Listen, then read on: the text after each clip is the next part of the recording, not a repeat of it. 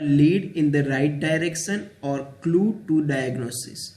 Thus, elicitation of various characteristics of a pain may suggest its true nature as one of angina pectoris, renal colic, acute appendicitis, or duodenal ulcer. It rules out or eliminates certain diagnostic possibilities. It suggests further avenue of investigation. It helps to focus the observer's attention to the system or system involved. Since symptoms usually precede signs, the history may afford earlier proof of disease than a clinical examination. So all these are the importance of history taking. Now we are going to see which are the steps of the history taking. Presenting a case of 65 years old married or unmarried Hindu male or female named ABC, working as or studying PQR, residing at XYZ of lower, middle or higher socioeconomical class, admitted to G1 ward on the date. So you have to write on the date on which you are taking the history, or either you can take history in the ward or in the OPD. So came to medicine OPD, or you have to write the respective OPD in which you are taking the history with the following chief complaints. So that is the basic paragraph which every history must have to follow. Presenting a case of 65 years old married or unmarried Hindu male or female. So in these cases you have to ask the age of your patient, either he is married or she is married or unmarried, male or female, then you noticed, and named, you have to ask the name of the patient, working as or studying. If he is a student, then you have to write the studying at this institution in this course, or working you have to write in this field at this place, etc. So working as or studying PQR, residing at XYZ. Residing at means you have to write the full address of your patient, and so you have to ask your patient about their socio-economical class, and admitted to G1 ward. So I am just giving you example that the G1 ward, in whatever the ward you are standing or taking the history, you have to write. If you are not taking this history in the ward, then you have to write the respective name of the OPD and with the following chief complaint. So that is the basic paragraph for all the history in all the departments. So you have to write presenting a case of 65 years old married Hindu male named ABC, working as laborer, whatever the thing is, residing at 53 this society, this address, full of the address, of lower socio-economical class, admitted to G1 ward on the date. So today's date is the 13th January 2019. So that is what you have to write, and with the following chief complaints. Here the most important thing, why we have to ask for age. The age of the patient may serve to suggest certain diagnostic possibilities and rule out others. For example, degenerative, neoplastic and vascular elements are more common in the middle age or elderly. Infectious fevers and congenital anomalies are commoner in childhood. So that's why we have to ask the age of the patient. Now the sex. Certain diseases such as cerebral hemorrhage, coronary thrombosis, hemophilia and malignancy of the tongue and stomach show a special affinity for the male sex. Others such as thyroid disorders and memory cancer show a similar prediction for the female case. So that's why we have to see the sex of the patient. Now occupation or the trade of the patient may at times afford a clue to the diagnosis. For example, lead poisoning is common in plumbers and painters, pneumoconiosis in silica workers and coal miners. That's why we have to ask the occupation of the patient. Residential address of the patient may serve to focus one's attention on the various environmental factors which may involve and may also prove useful in the subsequent follow-up of the case. So residential address with the house number you must have to ask, because sometimes the patient came, for example, of the malaria, and we have to find out whether the same cases are present in the same area or not. That's why we have to need the house number as well as the whole residential address of the patient. Chief complaint. The first step in the history taking after the recording of preliminary data is to state quite briefly the exact nature and duration of the chief complaint or the presenting symptoms. So chief complaint is the next step. Brief history about the main presenting complaints which lead the patient to you.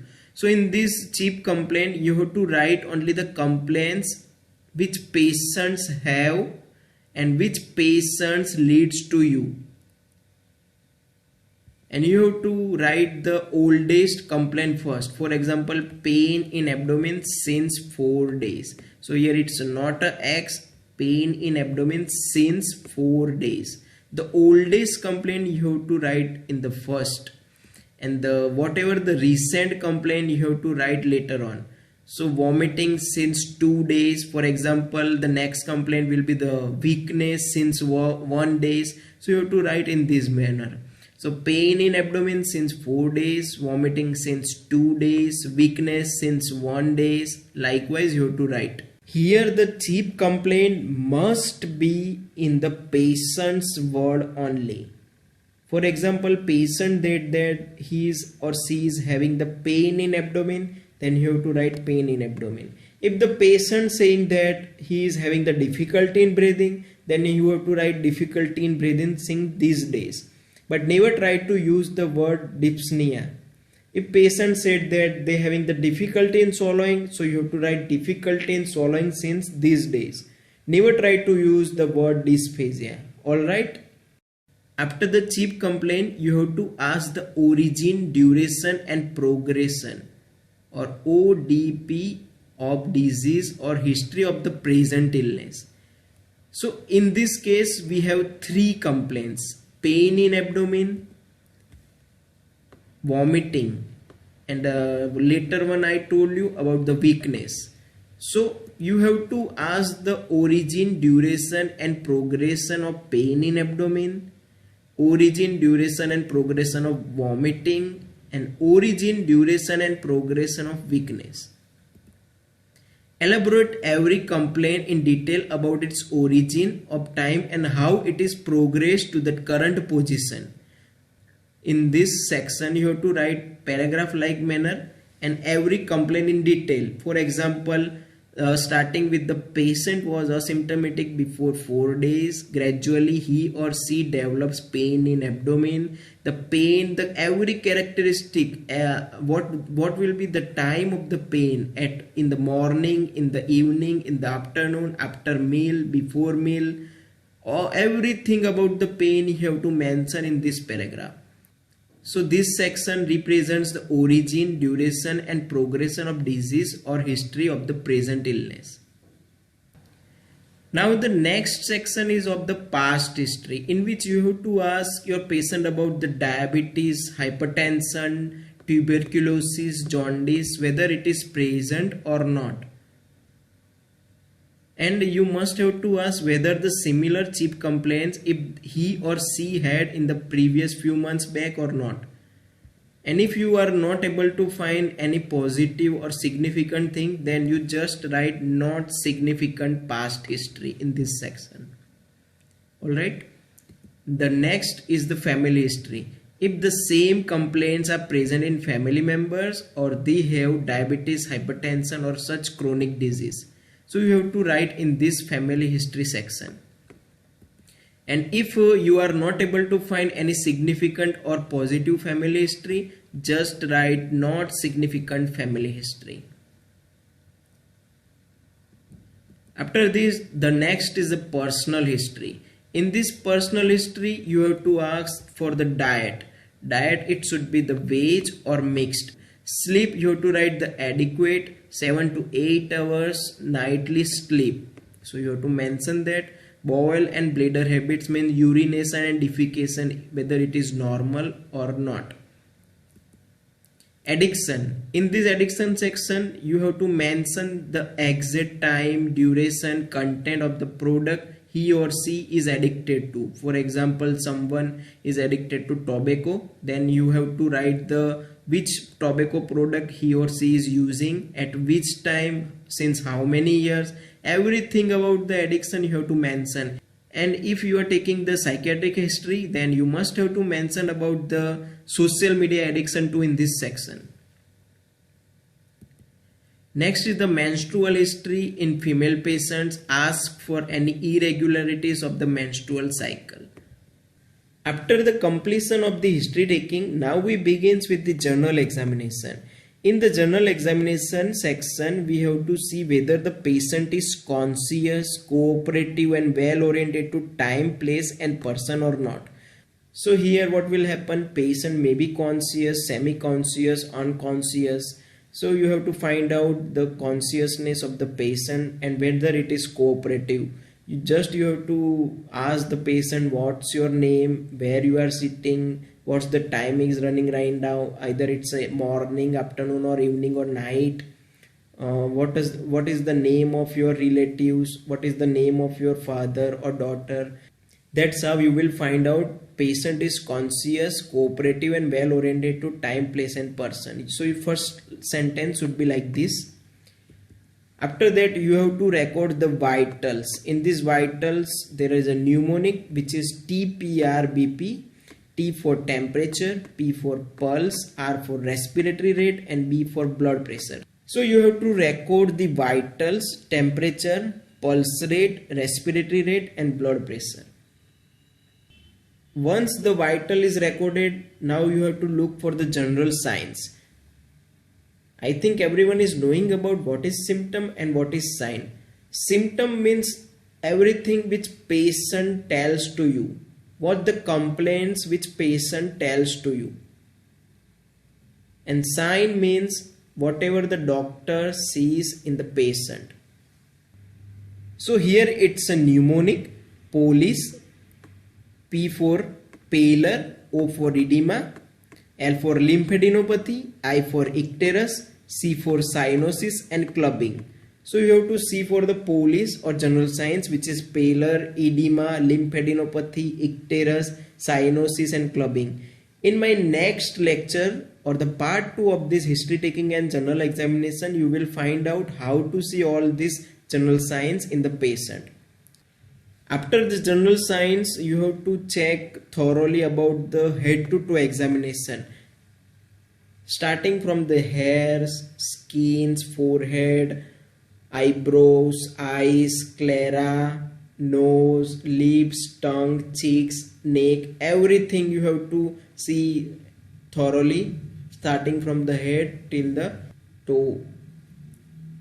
So that is known as head to toe examination.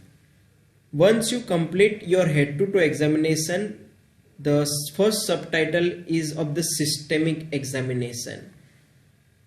There are 4 systemic examinations. First one is the cardiovascular system, respiratory system, abdominal system and central nervous system. Depending upon the chief complaints, you have to examine the specific system.